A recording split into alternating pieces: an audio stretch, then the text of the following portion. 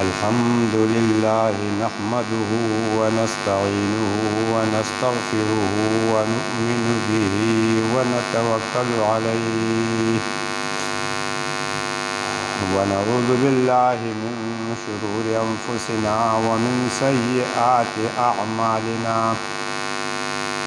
من يهده الله فلا مضل له ومن يضلله فلا هادي له وأشهد أن لا إله إلا الله وحده لا شريك له وأشهد أن سيدنا ومولانا محمدا عبده ورسوله صلى الله تعالى على خير خلقه محمد وآله وأصحابه أجمعين. أما بعد فأعوذ بالله من الشيطان الرجيم. بسم الله الرحمن الرحيم. قد سمع الله قول التي تجادلك في زوجها وتشتكي إلى الله والله يسمع تحاوركما إن الله سميع بصير. الذين يظاهرون منكم من نسائهم ما هن أمهاتهم إن أمهاتهم إلا اللائي ولدنهم وإنهم ليقولون منكرا من القول وزورا وإن الله لعفو غفور. زوجیت متعلق احکام مخکې جمعونه بیانېدل.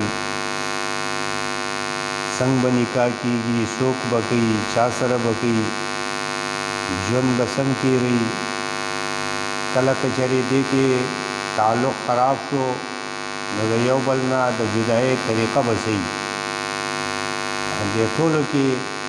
د شریعت ښودلی شوي طریقې شته، څه مخکې بیان شوي دي،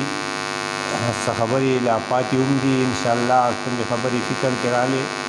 هغه بیانو، څه اوس څه انشاءالله آینده.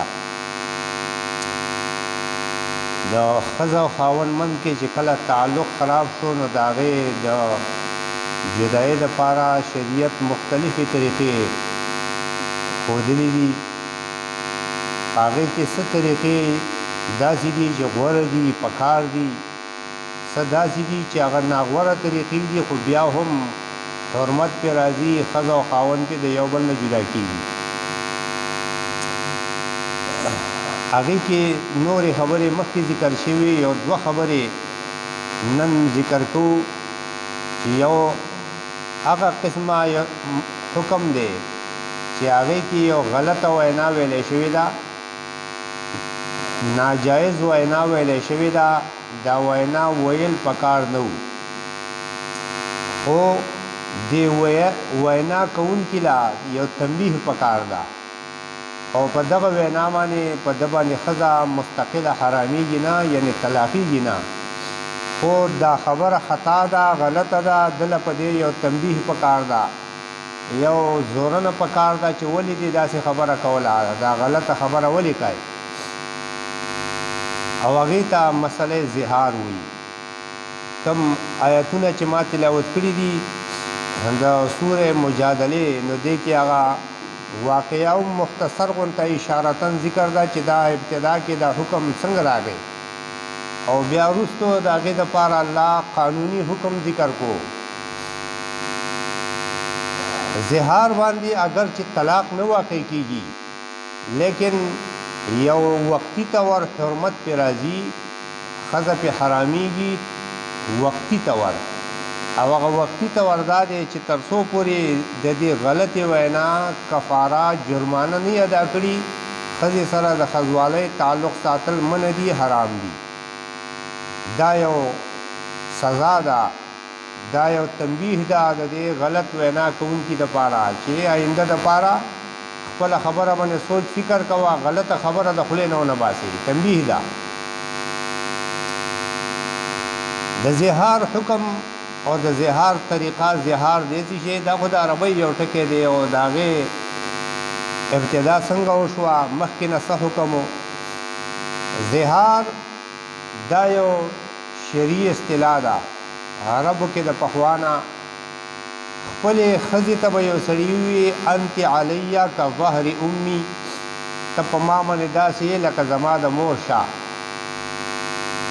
بیا دا ښځه به په ده باندې همیشه دپاره حرامه وه حرمت مؤبده و په دې کې د حلالېدلو څه صورت مخکې نه و اسلام نه مخکې د طلاقو نه به هم زیات سخت الفاظو ده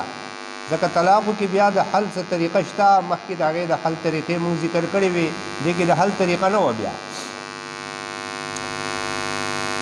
یو صحابي دی بوډا ښځې سره یې دغسې څه خبرې رالې په هغې کې ورته دا لفظ ووي انت علیه که ظهر امي صحابي نوم دی اوس ابن صامت رضی الله تعالی عنه ښځه یې ده خوله بنت ثعلبه رضی الله عنها خوله رضی الله تعالی عنها نبی علیه الصلاة والسلام ته راله نبی علیہ السلام ته خپل فریاد شروع کو چې زه بوډۍ یم ځواني مې د ده سره تېره شوه بچي مې دي اوس هغه ما ته دا لفظ ویلی دی ما لا د دې حل نبی علیہ الصلاة والسلام وی ما اراکی الا قد حرمت علیه زما پتا خیال نه دی مگر ته په ده حرامه شوي ځکه مخکې نه هم دغه طریقه او قانون را روانو څه نوی حکم نبی علیہ السلام ته پکې نه و راغلی نو د زوړ قانون مطابق ورته ووي زما پتا خیال نه دی مګر د خپل خاوند باندې حرامه شوي ستاسو مخې ته تعلق اوس ختم دی هغې نبی علیہ الصلاة والسلام ته خپل فریاد شروع کو چې دغسې زه بوډۍ یم بچي مې دي ځواني مې تېره شوې ده اوس به زه څه کوم یو طرف ته نبی علیہ السلام ته خپل هغه عذر معذرت او تکلیف پیش کو نو بل طرف ته الله ته زاری کوي الله زما د مسلې حل راوباسي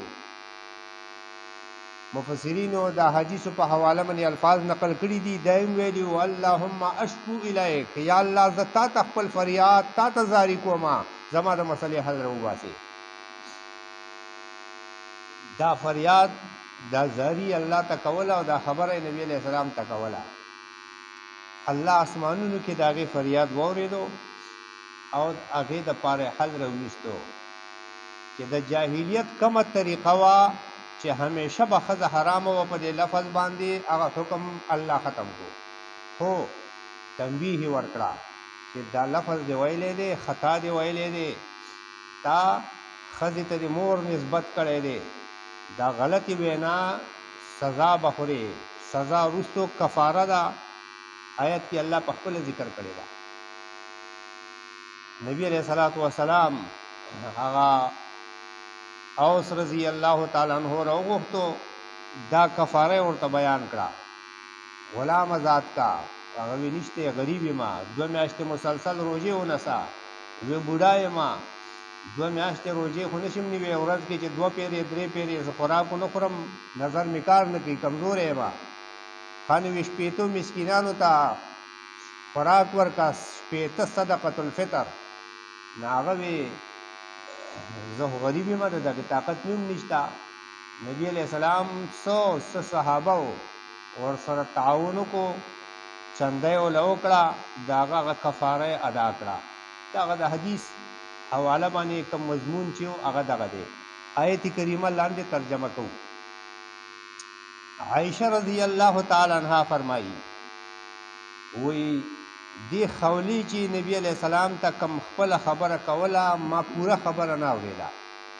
څه خبره به ما واورېده چې څه وي خو څه ما نه اورېده او الله د اسمانونو نه بره د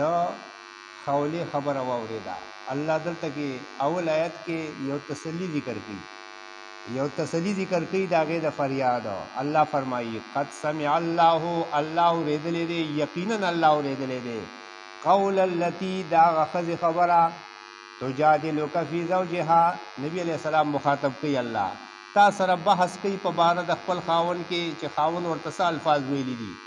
د هغې په باره کې ستا سره بحث کوي خبرې کوي وتشتکي الی الله او الله ته خپل فریاد کوي اشکو الی اللهم انی اشکو الیک یا الله تا ته خپل فریاد کو والله یسمع تحاورکما الله ستاسو خبرې اوري عائشه رضی الله عنها وایي ما نه اورېدې زما په څنګ کې خبرې کولې خو ورو ورو نبي علیه السلام ته خپله مسله بیانوله او الله اسمانونو نه بره واورېدې ولې وهو السمیع العلیم دا د الله صفت دی دا هر چا اوري دا هر چا نه خبر دی مخلوق غوږ ته خبره ورسېده نو واوري غوږ ته خبره ونه رسېده وای نه اوري غیب و علم صرف یو الله ته دی نو الله دا وی والله یسمع تحاورکما الله ستاسو خبرې اوري ان الله سمیع بصیر بېشک الله اوري او ویني لیدونکی اورېدونکی د هر څه الله دی دا زنانه وه صحابو به ډېر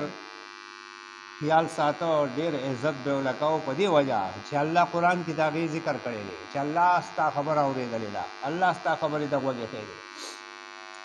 عمر رضی الله عنه ملګري ورسره دي په لارې روان دی دا لاره کې وه وی عمر عنه ته وی تا سره مې سوال جواب دی کار دی عمر عنه ورته ښه په تسلی ودرېده ښه ایثار شو بیا روان شو ملګري ورته وی ته دې بوډۍ سره داسې ودرېدې یو ملګري دې تکلیف کړو هغه ولاړ دي د تا دې سره خبرې هغې وی ته خبر یې چې دا بوډۍ څوک ده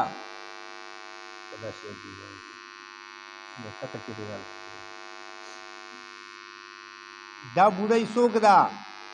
دا هغه بوډۍ ده چې الله د دې خبرې ته په اسمانونو کې غوږ ایښی دی والله یسمع تحاورکما او د عمر څه چار دی چې دی به ورته غوږ نه ږدي وی که چېرې د ماښامه پورې هم دې غوږ ایښودی دې خبرې کولې نو ما به ورته غوږ ایښودو ځکه د دې الله د دې خبرې ته غوږ ایښی دی الله د نیکانو انسانانو چې الله ته فریاد کوي الله یې څومره عزت کوي نو مخلوق له هم پکار دی چې د داسې نیکانو عزت وکړلی شي نو الله حکم ذکر کو لمبې آیت کې رټنه ذکر کوي چې دا خبره ولې کوي چې ښځې ته د مور نسبت کوي الذین یظاهرون منکم من نسائهم هغه خلک چې زهار وکړو تاسو کې د خپلو ښځو نه یعنې ورته یې وي چې ته په ما د خپلې مور د شا په شان دي فقها ورسره لږ د تشریح په طور ذکر کوي چې یوازې مور نه هر هغه زنانه چې همیشه په د حرامه ده د هغې سره تشبیه ورکړه د خپلې ښځې چې ته په ما باندې د خور پرور وغیره د دې په شان دي الله فرمایي ما هن امهاتهم دا ښځه خو ستا مور نه ده ولې ښځې ته مور وایي ان امهاتهم الا اللائي ولدنهم د دې میندې خو هغه دي چې دوی ته پیدا دي نو ته چې ته پیدا نه یې هغې ته مور وایي ښځې ته مور وایي دا ولې وایي الله وی وانهم لیقولون منکرا من القول دا یو ناروا وینا وی غلطه وینا وی وزورا او د ګناه خبره کوي دا خبره ویل ناروا ده دا خبره ویل د ګناه ده ها غلطي وشوه وان الله لعفو غفور الله معافی کوونکی دی بخونکی دی بس دا شته ګناه باندې پیمانه شوي الله به دې معاف کړي والذین یظاهرون من نسائهم وس حکم شروع شو غلطه وینا خو دې کړې ده تنبیه راله چې داسې غلطه وینا بیا ونه کې ګورې خو اوس د دې غلطې وینا جرمانه څه ده هغې ته کفاره زهار وایي شریعت په اصطلاح کې درې خبرې الله ذکر کوي الله ډېر مهربانه دی اوس که صرف دا ویلی وی چې غلام به آزادای او نن سبا زمانه کې دا حکم موجود شوی غلام نشته څه چل به کوي نو الله پکې درې خبرې ترتیب باندې ذکر کړي دا یو وکا دا بل وکا دا نه دا بل وکا نو اولنې حکم الله ذکر کوي هغه دا دی والذین یظاهرون من نسائهم هغه خلک چې هغه زهار وکړي د خپلو ښځو نه ثم یعودون لما قالوا بیا واپس کیږي ماتولو د هغه وینا ته چې دوی ویلې ده یعنې د هغه خپله خبره واپس علي د خپله خبره ماتوي په دې خپله خبره ستومانه دی نو دی به څه کوي فتحریر رقبه غلام آزادول دي من قبل ان یتماسا ښځې ته به نږدې کېږي نه ګورې د هغې نه مخکې د ښځې د نږدې کېدو نه مخکې به دې څه کوي غلام ازادوي ذالکم توعظ به دا نصیحت کیږي تاسو ته په دې والله بما تعملون خبیر الله تاسو د عمل نه خبر دی اوس یو اولنې حکم خو دی د غلام ازادول نن سبا غلام شته دی نه یا څوک د غلام د اغستلو د ازادولو طاقت نه لري نو دویم حکم دا دی فمن لم یستطع فاطعام 60 مسکینا فمن لم یجد فصیام شهرین متتابعین غلام نمومي 2 میاشتې خو مسلسل داسې چې په منځ کې به رمضان نه وي اختري به نه وي منځ کې یو ورځ ماته کړه د سره به روژې نسي ماتې به پکې نه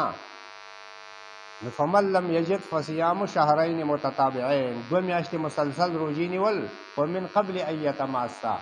بیا به وګورې بیبي ته نږدې کېږي نه د هغې نه مخکې دا جرمانه به ادا کوي او دریم فمن لم یستطع یو سړی روژې هم نشي نیوی نو فاطعام 60 مسکینا 80 مسکینانو ته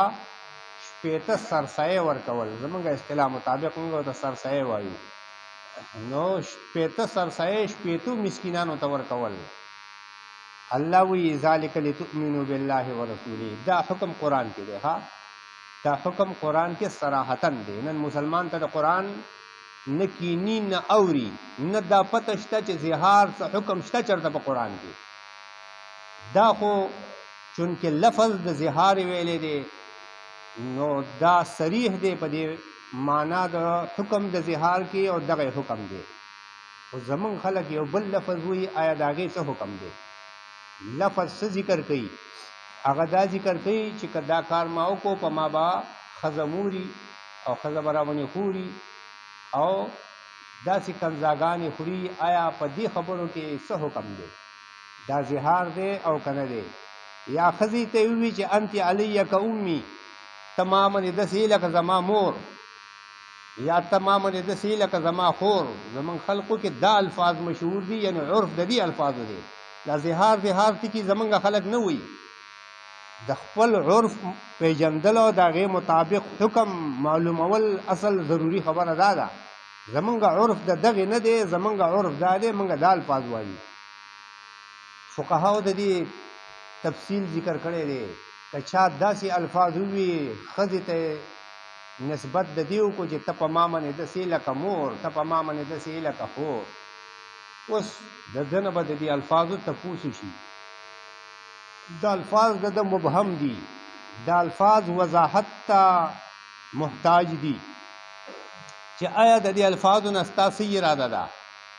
که د ده اراده دا وه چې دا زهار مې اراده ده لکه دا کوم چې موږ مخکې ذکر کو چې کوم زهار دی زهار پیژني او زما اراده د زهار وه نو ټیک ده زهار دی